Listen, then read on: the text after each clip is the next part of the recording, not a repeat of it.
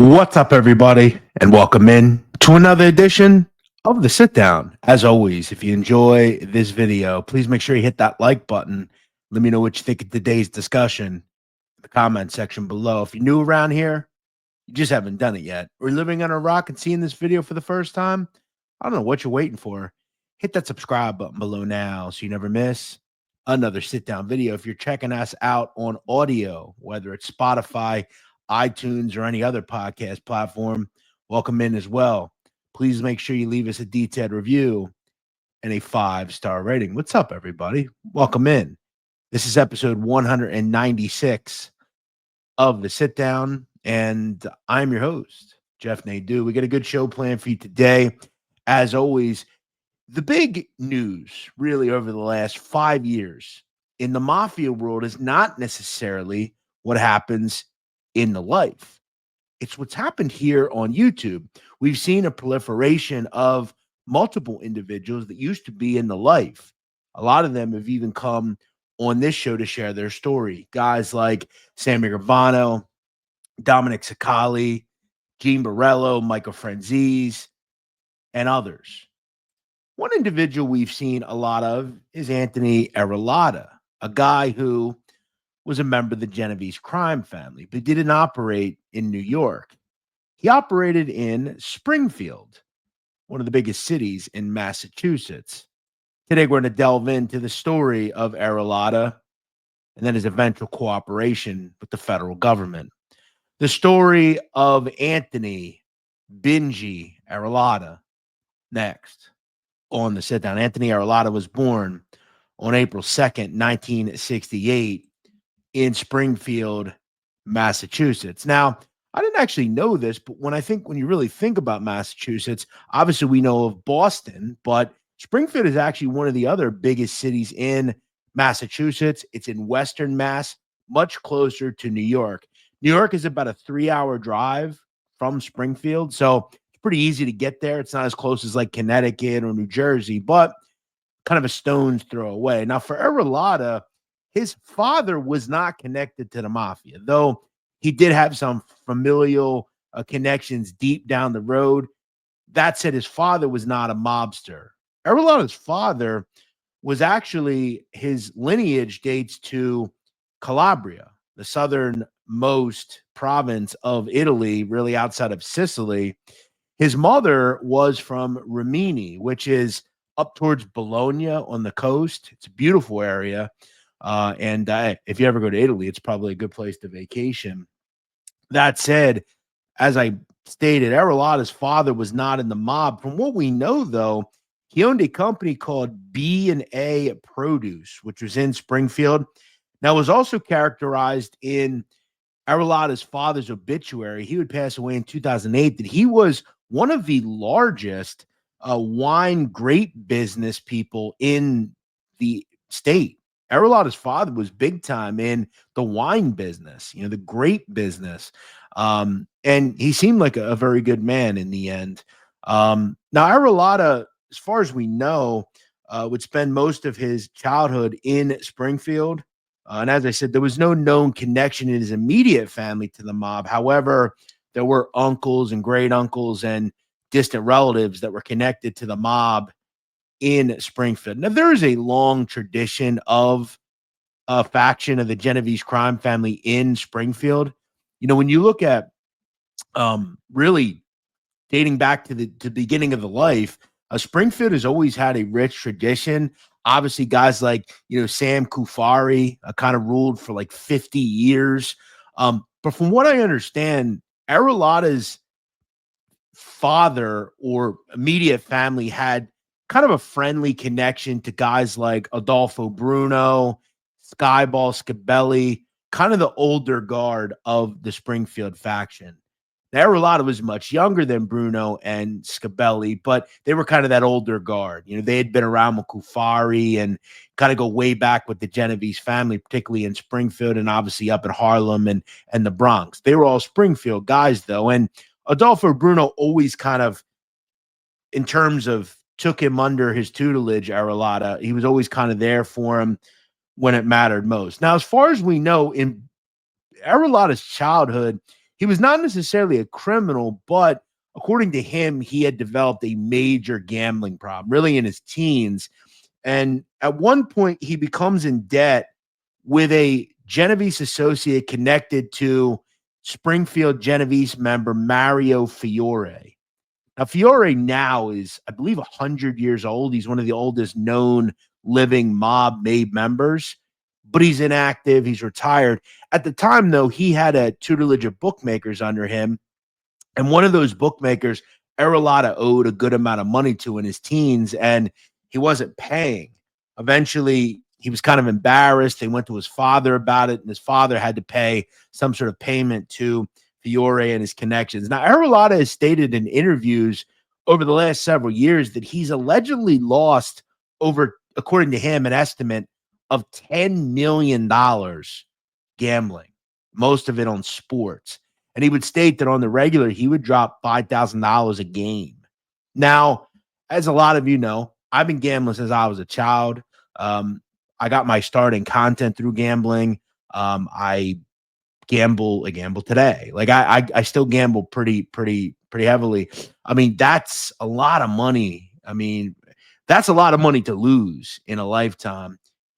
But it's really kind of Arillotta's first connection to organized crime. And when you have people that bail you out, you're going to continue to get into mischief, and you're just going to assume people will bail you out. And one thing that I seem to learn about Arillotta is he always wiggled his way out of things. You know, he went to jail a lot in his life, which we'll talk about.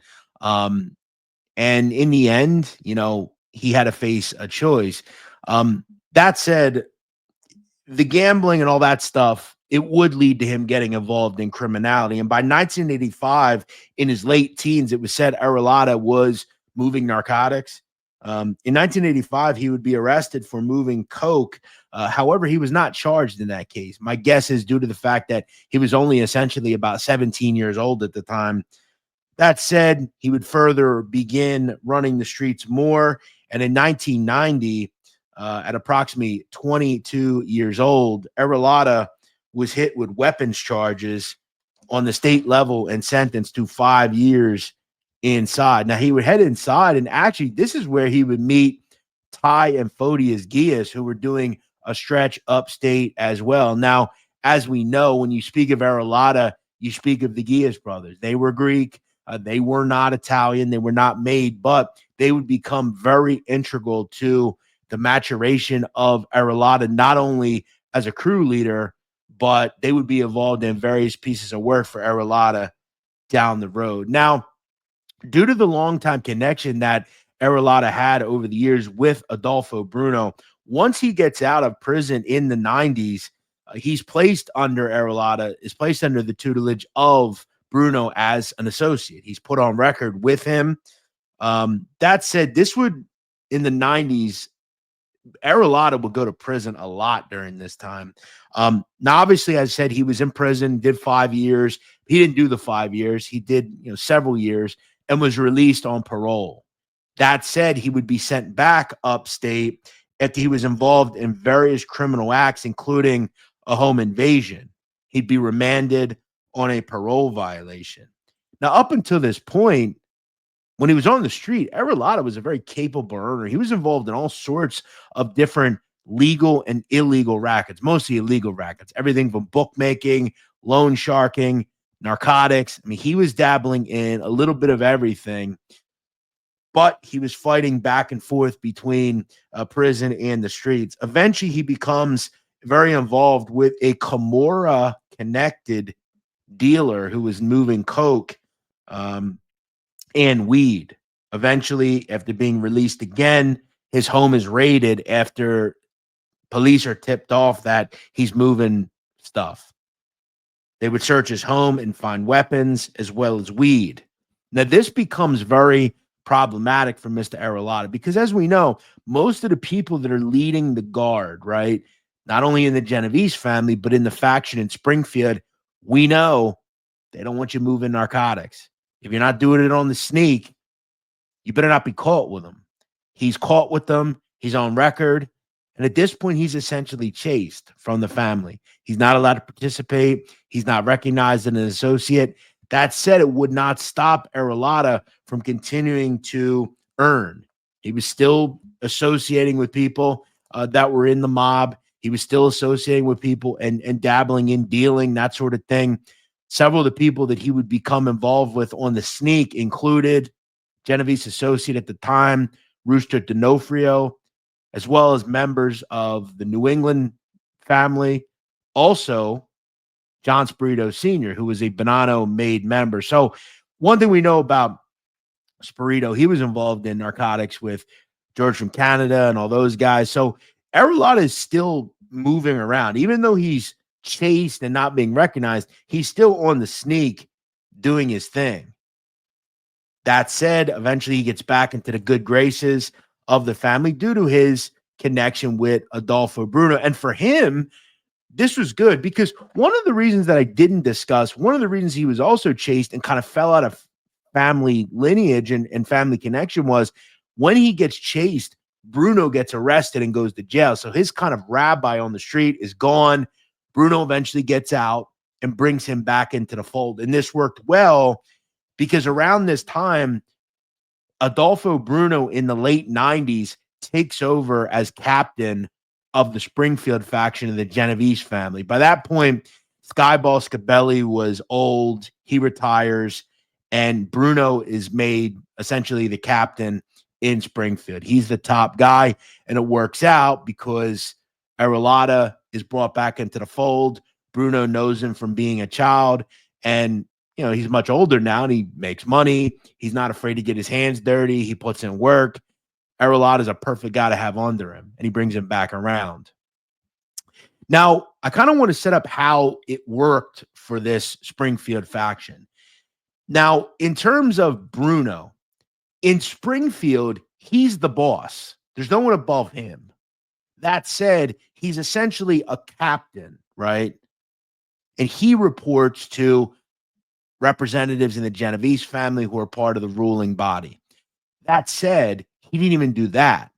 At the time, Bruno was reporting to this guy, the guy on the left, a person called John Bologna. Now, John Bologna was an associate to one of the high-ranking members of the Genovese crime family, a guy called Artie Nigro. Nigro's guy was Bologna. And Bologna, who is from kind of above New York, Port Chester area, he would kind of ferry messages to Springfield on behalf of Nigro to Adolfo Bruno. So again, in Springfield, he was the guy. He was the top guy. He was the boss of Springfield. That said, he was a captain who reported directly to Nigro. Because remember, around the 90s into the early 2000s, the Genovese crime family was dealing with a lot of stuff as far as the hierarchy of the family. Remember, in the late 90s, the boss of the family, or alleged boss, Barney Bellomo, he's imprisoned. Dom Cirillo, he eventually steps down. Matty the Horse gets indicted. Mickey Domino Generuso gets indicted. Jimmy Ida gets indicted. So a ruling body is created. And I talked about this when I discussed Larry Dentico. Dentico, Mario Gigante, and Nigro are on kind of the ruling panel of the family. So Nigro is a powerful person. Nigro's from the Bronx, came up as a Mason, very involved with unions. And when I say Mason, I mean bricklayer. So Nigro is very powerful. He kind of oversees operations in Springfield as well. So Arillotta is kind of working himself out. He gets chased. He gets brought back into the fold, and he's an earner. He's making money. He's willing to do work, and things are good. His crew at the time, he oversees a group of guys. Now, remember, by this point in, let's say, 2000, Arillotta is not made at this point. He's still an associate on record with Adolfo Bruno, but he has his own pretty decent crew of guys, which include Photius and Ty Gias. They're involved with moving weight. And then guys like this guy, Chicky Cicale. Now, I'm sure you guys have seen Chicky. He's been on YouTube. He's, done interviews. He's been involved with some mischief on here. And I'm not knocking Chicky, but, he gets involved in some mischief occasionally. But he was an associate of Arillotta. He was involved with kind of running bookmaking operations, being an agent in rooms, that sort of thing. And when I say rooms, back in these days, right, in the 2000s, late 90s, early 2000s, it wasn't like it is now, right, where you have your phone and you can just jump on FanDuel or something. Back then, as a lot of you guys know, a lot of you older guys that have been around the game a long time, you used to have to make phone calls. You used to have to call a number, and someone would pick up, and they would say, hey, I want Kentucky -4 tonight and Iowa +5 against Purdue. Chicky, from what I understand, kind of operated those wire rooms. He may have 10 people sitting there answering phones, like a telemarketing office, and they're just taking action. And he's dictating, kind of who gets paid, keeping records and all that sort of thing. He runs wire rooms. That's what he was doing. But again, it's not like Arillotta's sitting here running this. You need people to run these rooms, right? You need guys to oversee things. And Chicky was kind of one of those people. Another person involved with the sports books included a man called Donald Pepe. Now, by early 2003, Arillotta is proposed. That said, before he gets made, he needs to do a piece of work. And it worked out because Nigro had someone he needed to be taken out. A person called Frank Didabo needs to be whacked. Nigro has a beef with him over a local in New York. Didabo was a shop steward for a local bricklayer union. Him and Nigro get into it over something. From what I understand, it had something to do with concert ticket, all sorts of randomness. Nigro wants him out. He wants him gone. So he contacts Arillotta and says, hey, I got a couple of guys I want you to use for this piece of work. They come with you. Arillotta says, no, I'll bring my own people. So he contracts the Giases, and they head down to the Bronx to get rid of this Didabo. That said, in trying to take him out, they don't whack him. They critically wound him. So he's incapacitated. That's enough, though, for Nigro. Nigro says, all right, I'm pleased with that. We're going to make you finally. And that happens in August of 2003. Anthony Arillotta becomes a made member of the Genovese crime family. Also included that night included Ralph, the Undertaker Balsamo, Charles Salzano, and Nicholas Grudadoria.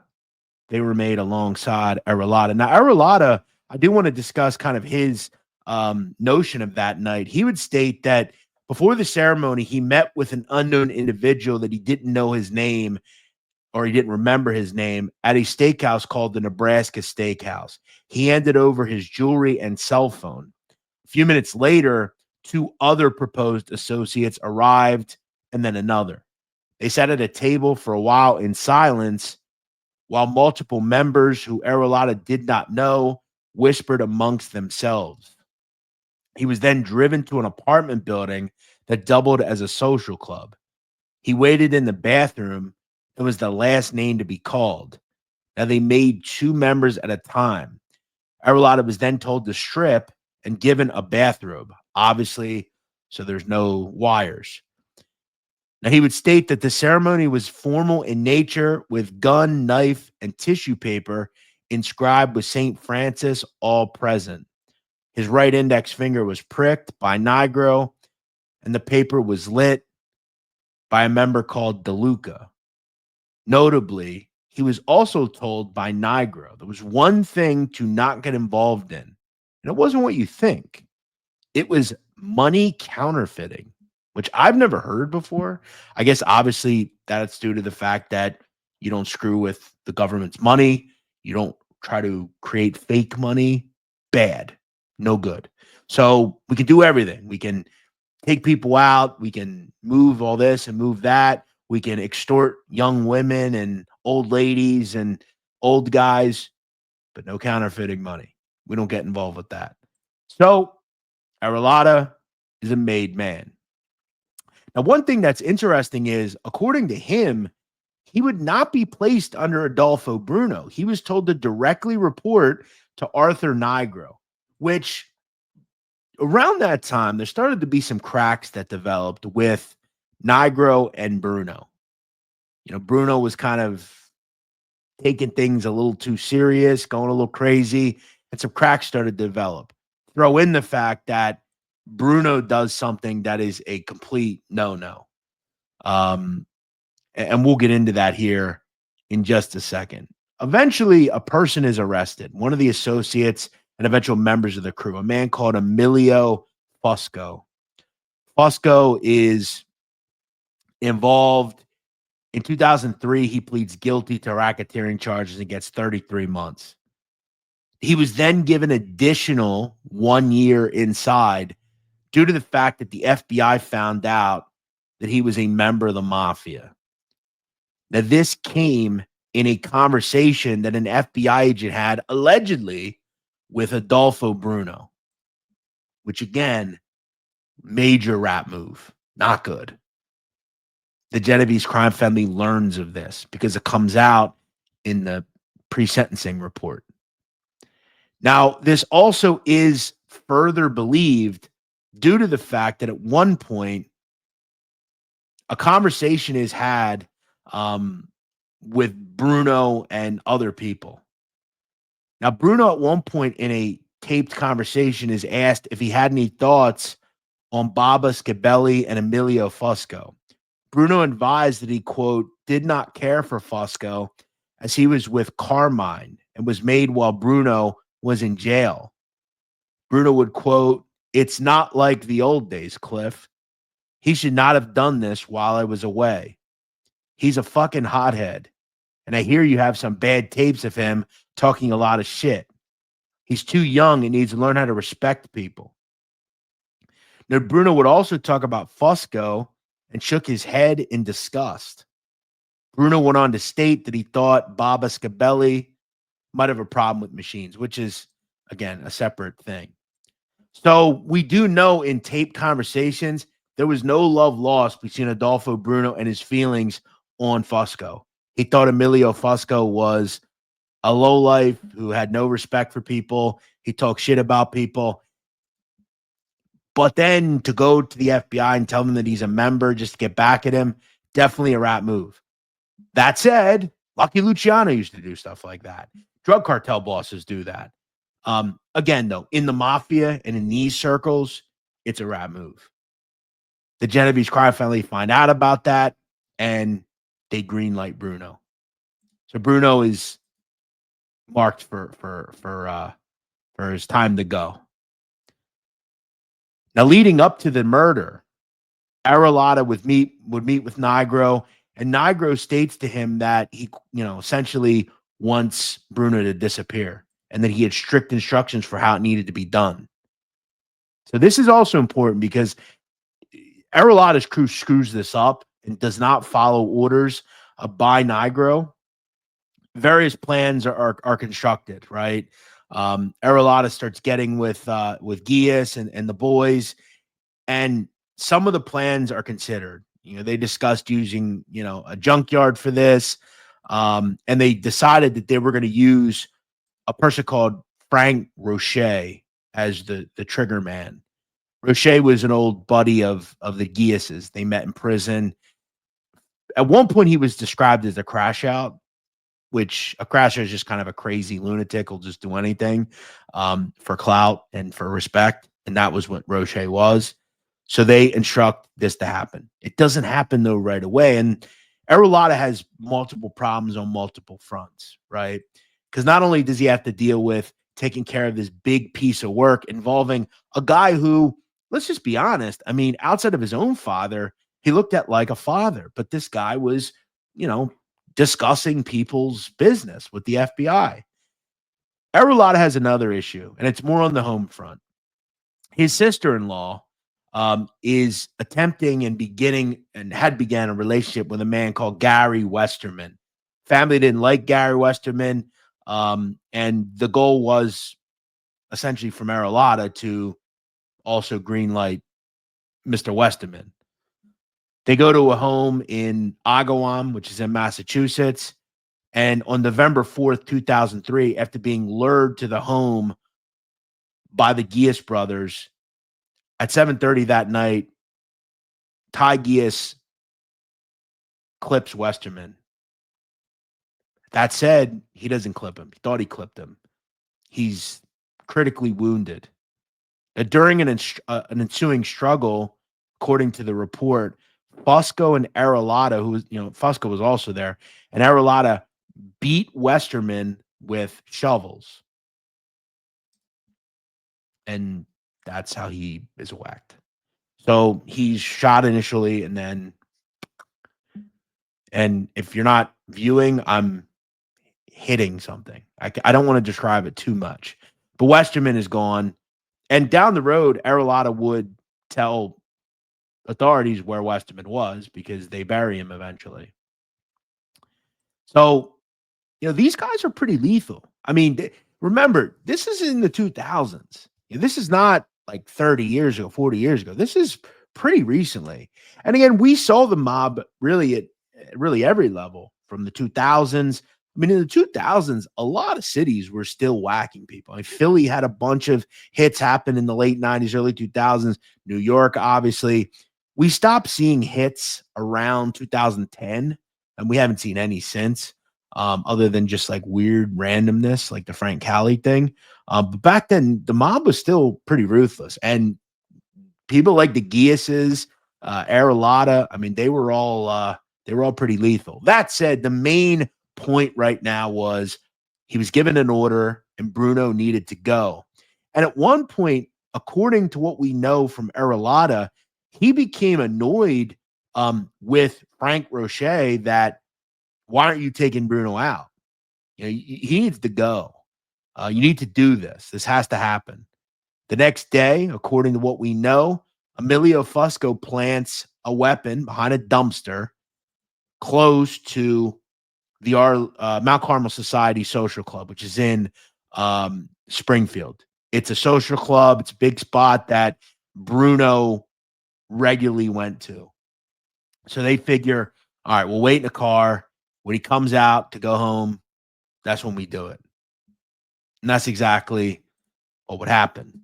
On November 23rd, 2003, at approximately 9:15 p.m., Mr. Bruno leaves the social club with a person called Sammy the Pergola. And that's that. He's whacked in the parking lot and he goes. So, power vacuum. Who's going to run the family? Some people thought it was Felix Tranguise, who was a Springfield mobster. But as far as we know, and due to his acceptance by Nigro, remember, had used him on this. Nigro had used him on the Dabo. He had a pretty decent relationship with Nigro. It's believed that at that point, Anthony Arillotta becomes the reputed captain of the Springfield faction of the Genovese crime family. So things are working out. And look, he takes over everything. All of the illegal rackets, any rackets left from Bruno, he takes over. Sports books, everything. And it was said that at one point, Arillotta was bringing in approximately $100,000 a month. Everything was working out. The problem is, he realizes, and Nigro realized, when you go back to the night that Bruno was taken out, there was a person, the Pergola, that was with Bruno. He did not get whacked. But he had worried that this crash out Roche, if he killed Bruno, he's going to come get rid of him. So Nigro and Arillotta decide Roche's got to go. So they greenlight Roche. That said, they never get to him. And he gets to them down the road.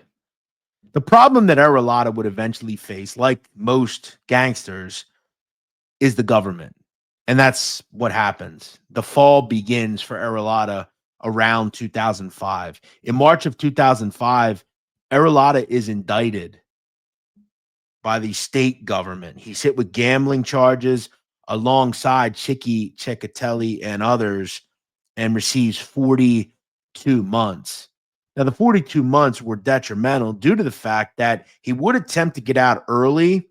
However, it wouldn't happen, and his father would die in 2008. So he would lose his dad.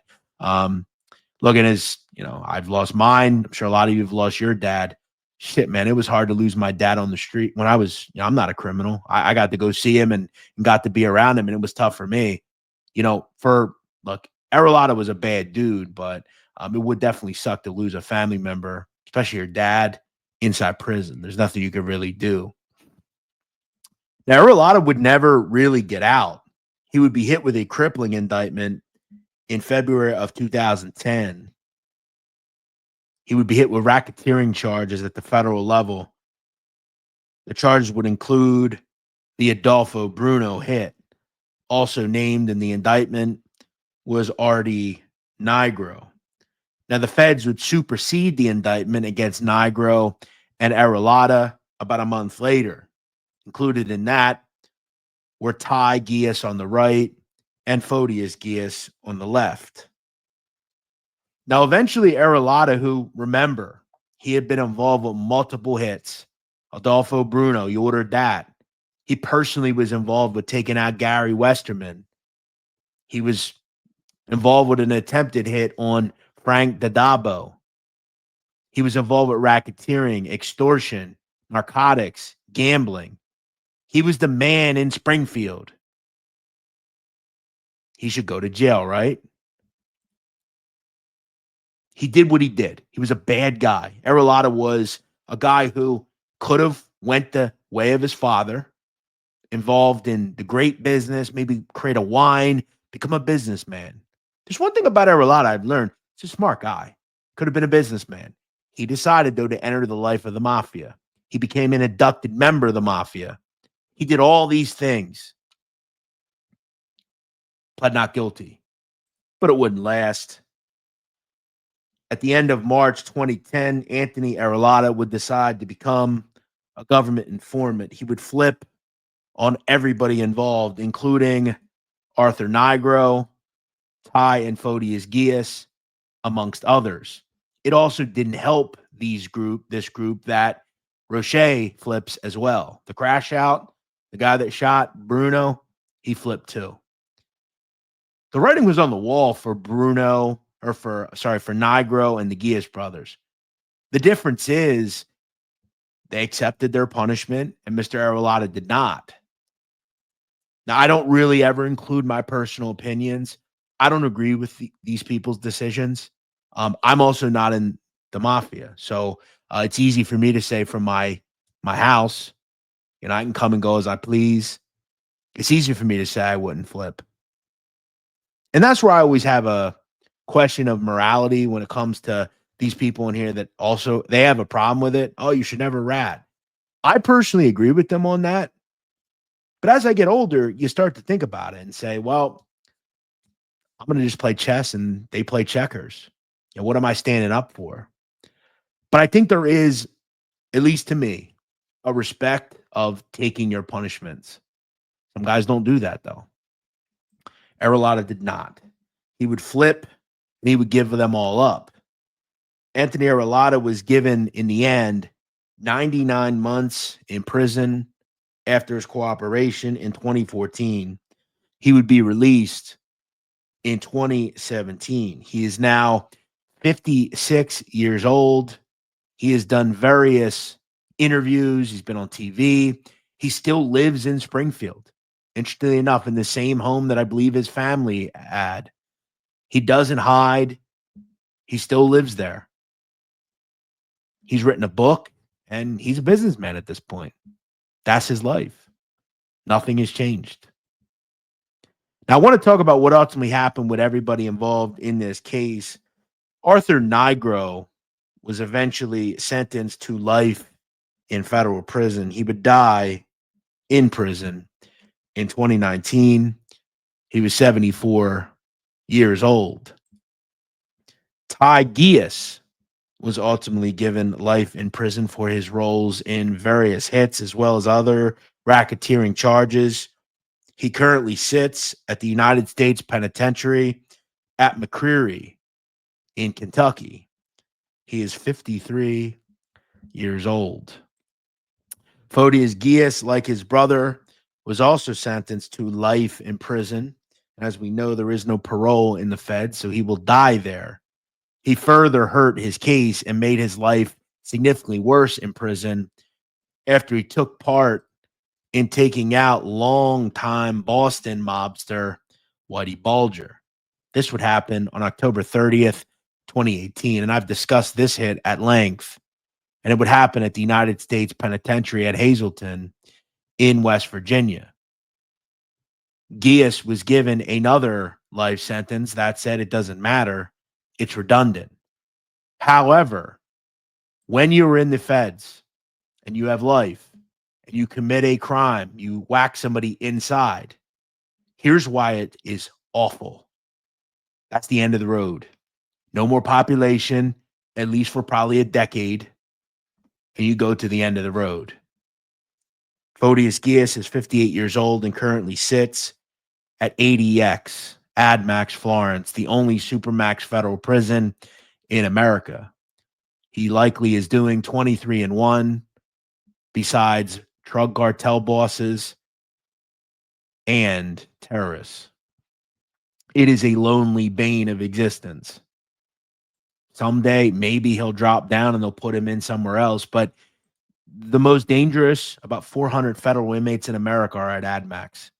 They have either done something against this country or they've done something inside. They have to go there. And it is a lonely existence for Gius. He's likely not able to see his family. He has very limited communication with anybody. Look, if you do life, that's not where you want to do life. You know, when he was in Hazleton, at least he could hang around with other inmates and, you know, eat a meal and things like that. There's no more human contact right now for Gius outside of maybe being escorted to an exercise yard. But that's what you get when you take out an inmate in prison, no matter who it is. You might be wondering, is the faction in Springfield still around today? It absolutely is. And from what we know, at one point, the leader of the Springfield faction was Rooster D'Onofrio, who since has been involved with multiple cases, including a case with Joey Merlino back a couple of years ago. It's unclear today who the boss is. I think I know. The question is who exactly it is. Some people believe it's the Santinello family, either Amadio, the father, or Ralph, the son. We won't speculate on it. It is still around. The Springfield faction still moves around up there. But is it as strong as it once was? No. Like the Mafia, no, it isn't. As I said, Arillotta is currently 56 years old and still lives in Springfield. I hope you enjoyed this episode. If you did, please make sure you hit that like button. If you'd like to support the channel further, hit that thanks button underneath the video. And yeah, thanks for watching. We'll see you next week here on The Sit Down.